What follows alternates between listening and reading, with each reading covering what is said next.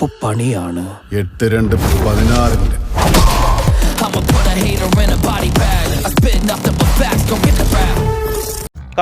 കാത്തിരുന്ന് കണ്ണ് കഴയ്ക്കുക എന്നൊക്കെ പറയാറുണ്ടല്ലോ. ഒരു വർഷം മുന്നേ മമ്മൂട്ടിയുടെ ബസൂക്കയുടെ ഫസ്റ്റ് ലുക്ക് പോസ്റ്റർ ഇറങ്ങിയപ്പോൾ തുടങ്ങിയ കാത്തിരിപ്പാണ്. പക്ഷേ കാത്തിരുന്ന് കണ്ണ് കഴച്ചതല്ലാതെ മറ്റ് അപ്ഡേറ്റുകളൊന്നും ലഭിക്കാതെ ആയപ്പോൾ നിരാശ കയറി തുടങ്ങിയ ആരാധകർക്ക് വീണ്ടും മരുന്നിനുള്ള വക ഇട്ടുകൊടുത്ത് ഏതാനും മാസങ്ങൾക്ക് മുമ്പ് സെക്കൻഡ് ലുക്ക് പോസ്റ്റർ പുറത്തുവിടുന്നു. താണു തുടങ്ങിയ ഹൈപ്പിന്റെ ഗ്രാഫ് അതോടെ വീണ്ടും കുതിച്ചുയർന്നു. പക്ഷേ അപ്പോഴും ഇത് ഇജാതി കൊലക്കൊല്ലി ഐറ്റമാണെന്ന് ആരും വിചാരിച്ചു കാണില്ല. 104 സെക്കൻഡ്സ് മാത്രമുള്ള ഒരു ടീസർ, അതിൽ 5 സെക്കൻഡിൽ താഴെയുള്ള 2 ഡയലോഗുകൾ.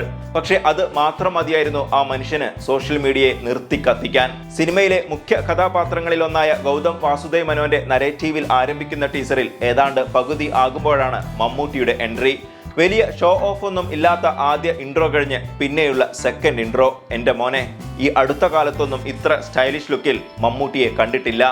കഥ പറയാൻ വന്നവനെ കൊണ്ട് അങ്ങേരെ സിനിമ സംവിധാനം ചെയ്യിപ്പിച്ചിട്ടുണ്ടെങ്കിൽ ഒരു കാര്യം ഉറപ്പ്, ചെക്കന് പണി അറിയാം. ബിഗ് ബിയിലും ഭീഷ്മയിലും ആസ്വദിച്ച അതേ ഡയലോഗ് ഡെലിവറി ഫീൽ ഒരു അമൽ നീരദിനെ കൂടി മലയാള സിനിമയിലേക്ക് മമ്മൂട്ടി എന്ന മഹാനടൻ ഇൻട്രൊഡ്യൂസ് ചെയ്യുകയാണോ? ടീസറിൽ കിട്ടിയ അതേ ഗൂസ് ബംസ് സിനിമയിലും ഉണ്ടാകട്ടെ. മലയാള സിനിമ കണ്ട ഏറ്റവും വലിയ വിജയമാകട്ടെ എന്നും ആശംസിക്കുന്നു. കാരണം ഈ മനുഷ്യൻ തൻ്റെ കരിയറിൽ അങ്ങനെ ഒരു വിജയം 100% അർഹിക്കുന്നുണ്ട്. നിങ്ങളുടെ റോൾ നമ്മൾ ചെയ്യാത്ത റോളൊന്നുമില്ല.